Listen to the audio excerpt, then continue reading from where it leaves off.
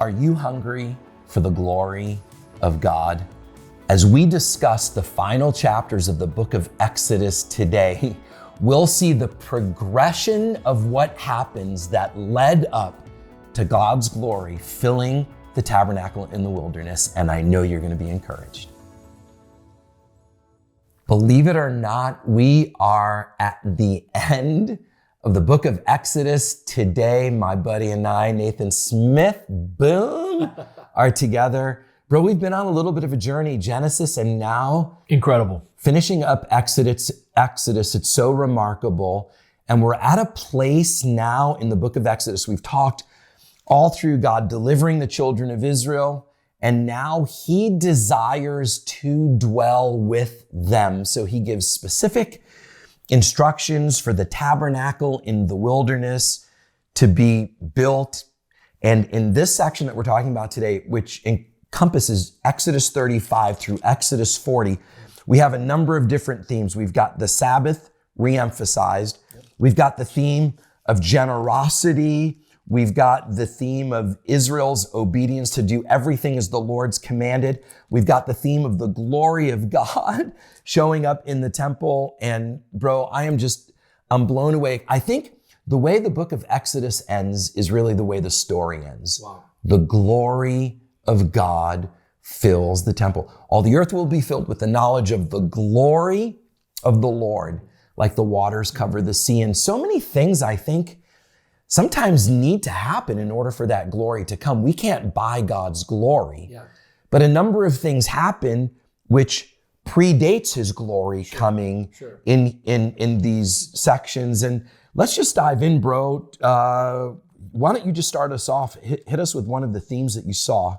Yeah, so with the 35, we start in with Sabbath regulations, and Sabbath has been a theme throughout so many passages that we've covered in these portions. But again, it's that reminder that we worship God from a place of rest, not trying to get to a place of rest. And so he's just reminding us again, this is a sacred appointment. This is important. You're going to know me by obeying these commands. And what's the command? To rest. It's beautiful, right?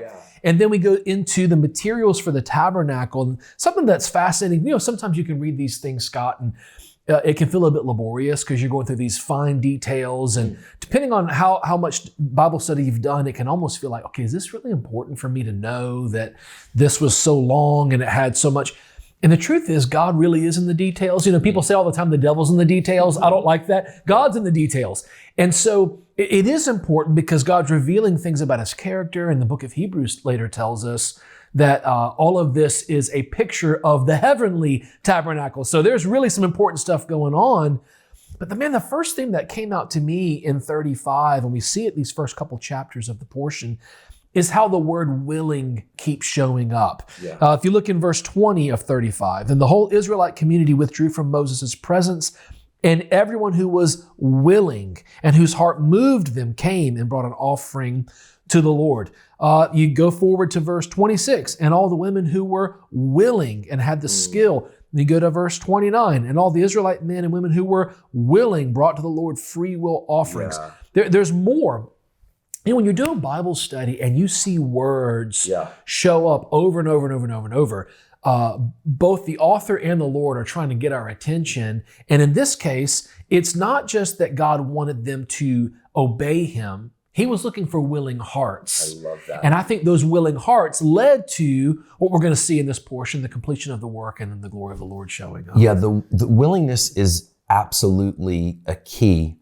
Because, the Bible says out of the abundance of the heart, the mouth speaks. So ultimately, our mouth, our actions are really going to be a picture of whether or not our hearts are moved. And, the verse that you just mentioned in verse 26 of 35, it says, all the women in my version, whose heart stirred with a skill spun the goat's hair.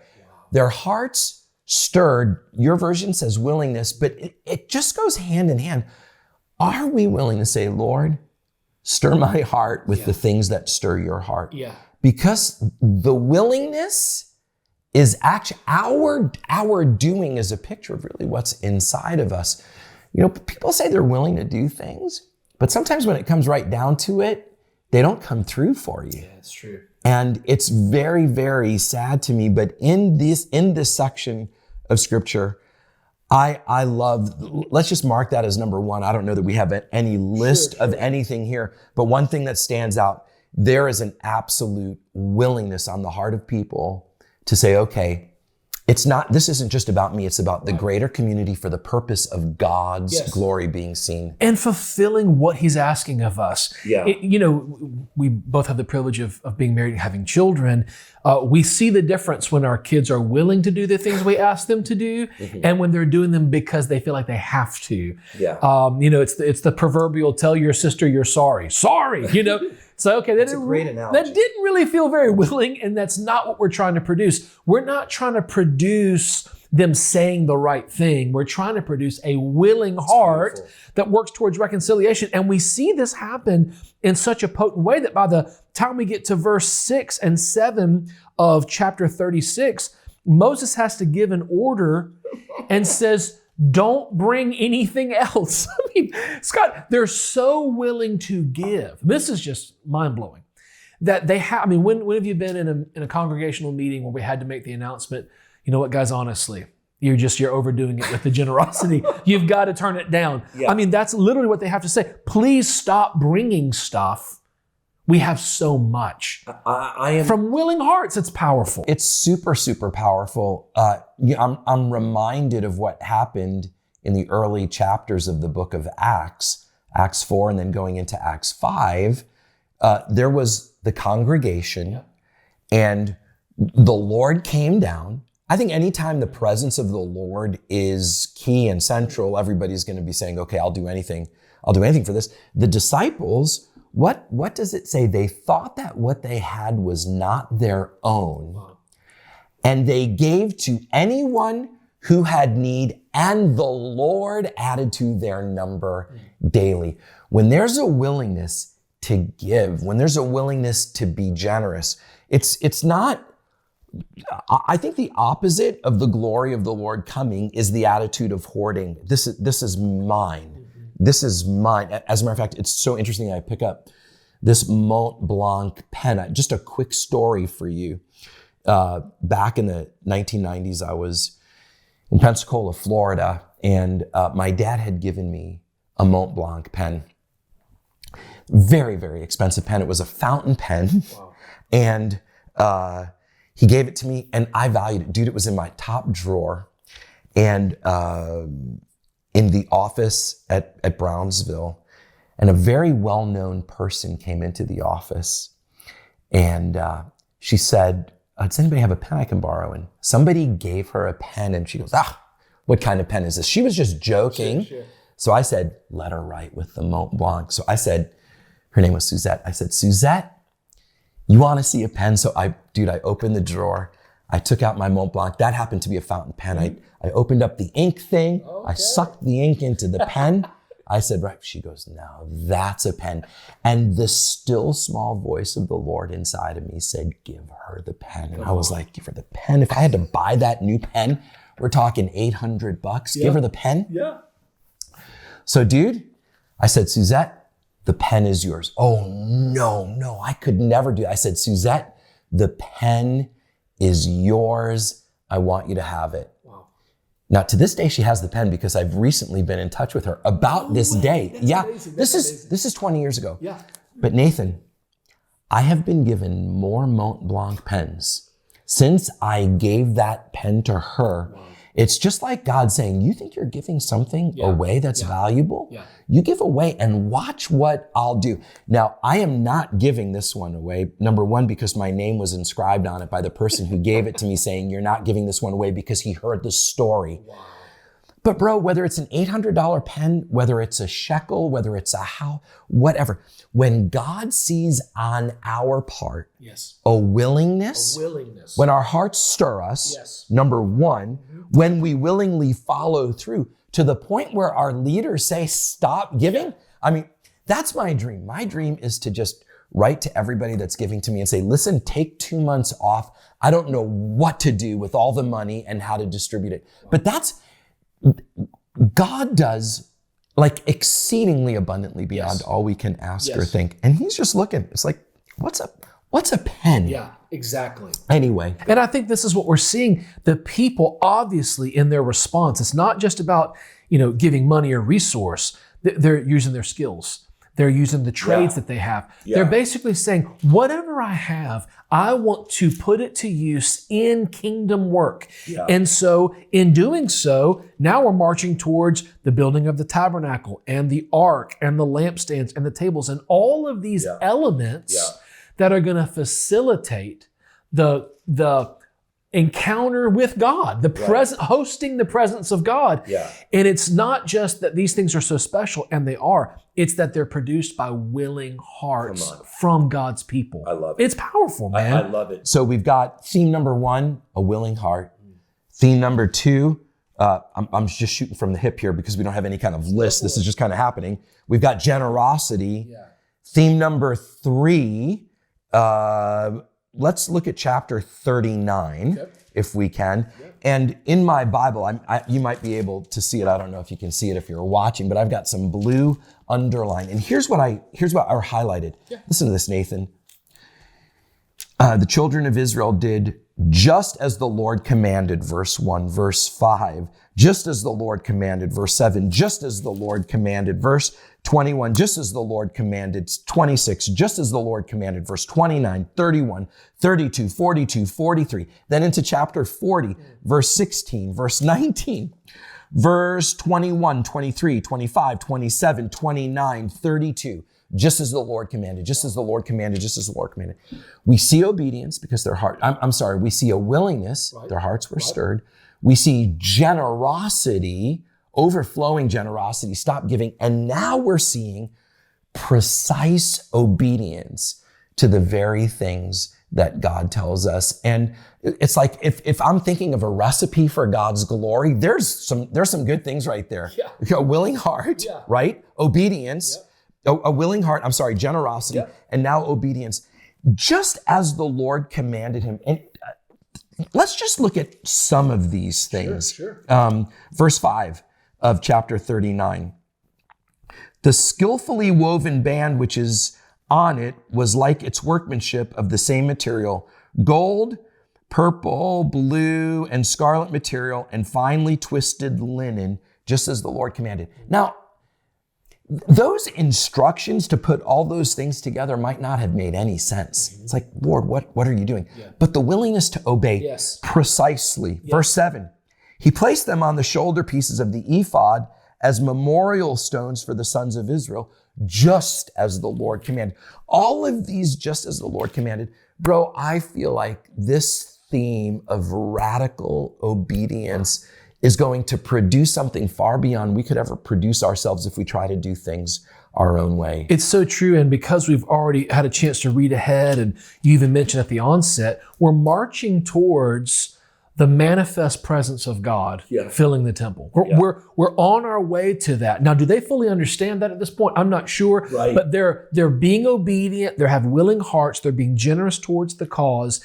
And all of it's going to culminate in the manifest presence of God being with them. And each of these elements, you could spend a whole podcast just talking about their significance and how. One thing that stuck out to me many times before here in chapter 39, since we're here, is this issue of the breastplate that the priest would wear. It says in verse 14, there were 12 stones, one for each of the names of the sons of Israel, each engraved like a seal with the name of one of the 12 tribes. So the priest's role is actually to enter into the holy place. Yes. As the intermediary between God and the people for the purpose of forgiveness of sins, right? And sacrifices. Yes. So these priests now have these stones. Yes. Where are they? They're over their chest. It's over his heart. Yeah. Right? Yeah. You think, so he's got these garments he's wearing and this breastplate, these beautiful stones. It tells us what kind, but the names of the sons of Israel are on it. And if you think about it, it's positioned over his heart. And so when he is going into the presence of God, he is bearing the names of the sons of Israel on his heart. Wow. And you think about in Hebrews, the writer in the New Testament reminds us that Jesus is the greater high priest. Yes. And that he makes atonement sacrifice by his own blood. He doesn't need the blood of rams or bulls, but he goes and makes intercession for each of us. and he has us on his heart. I mean, this is so powerful. We see this picture in the Old Testament. We see this fulfillment in the New.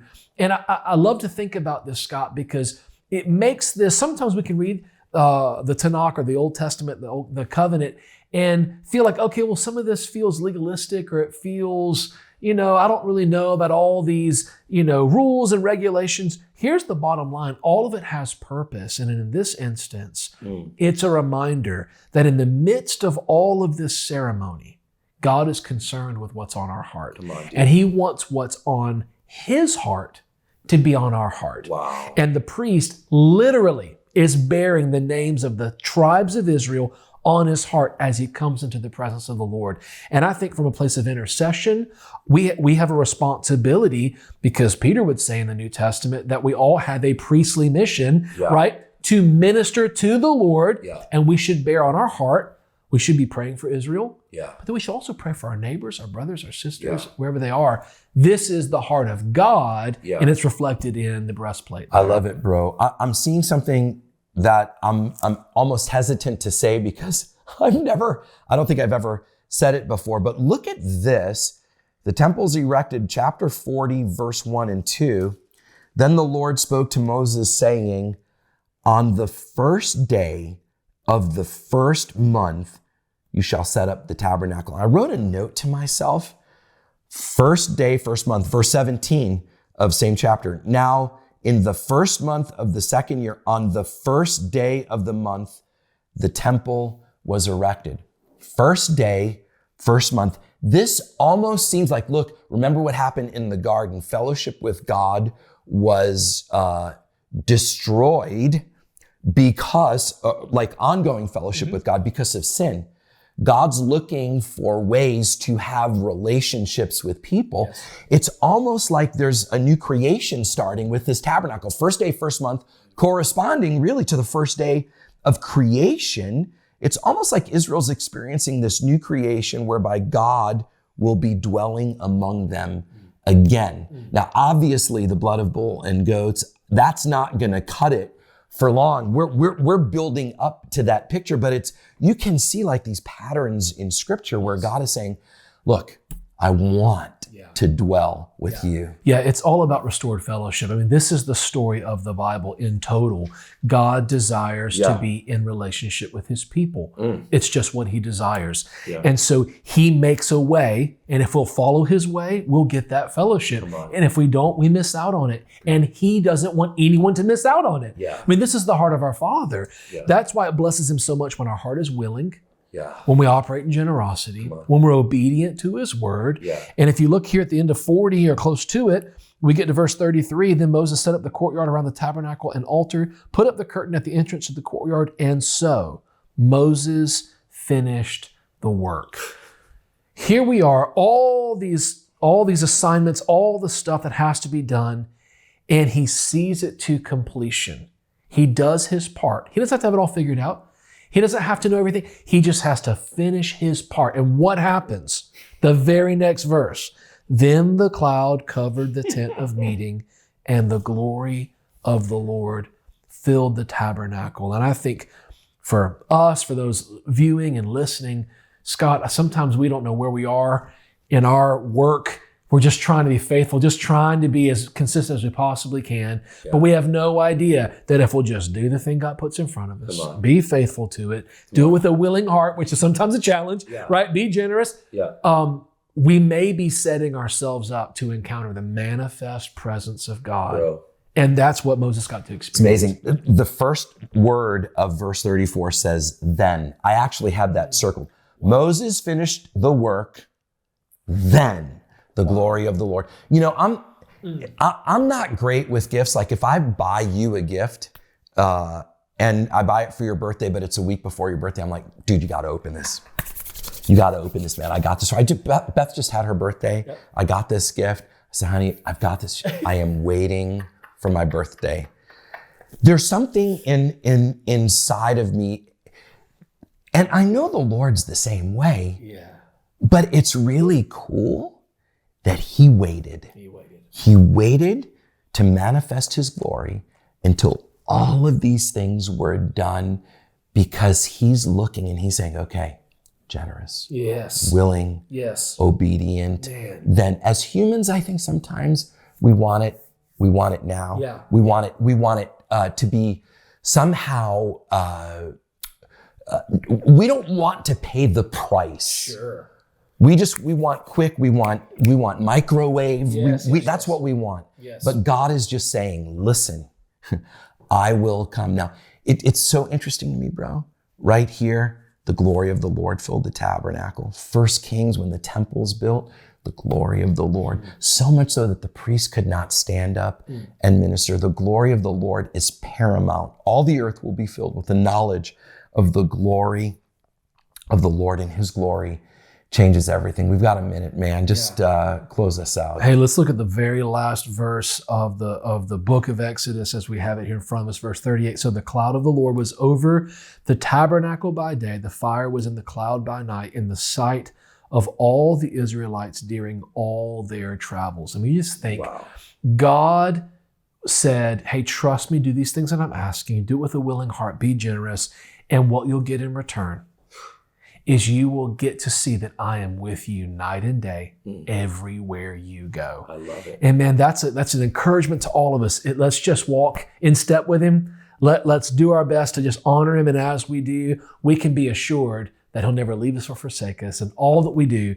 And I find a lot of comfort in that today, Scott. Bro, fantastic. Thank you so much. This was really, really great. Grateful. Friends, I just want to encourage you. The end of all things is the glory of the Lord. We know the end of the story. The question is are we going to be participants? Are we going to be the ones that he entrusts to be carriers of that until the ultimate glory comes down and inhabits the earth? I want to encourage you, as you've listened, as you've watched, ask the Lord, Father, if there's anything inside of me where my heart needs to be stirred or moved, have I become numb to hearing your voice? Lord, is there anything inside of me that's keeping hold of possessions as opposed to giving? Lord, is there anything inside of me that's only partly obeying rather than fully obeying? Friends, I encourage you, as you dive in, as you obey the Lord, as you generously give, as your hearts are moved, you're obedient, God comes and his glory comes. Thank you so much for joining us today. The podcast has been a blessing to you. Please share it with others. And I'm looking forward next week, Nathan. We're diving into the book of Leviticus together. Yep. It's going to be great. God bless you.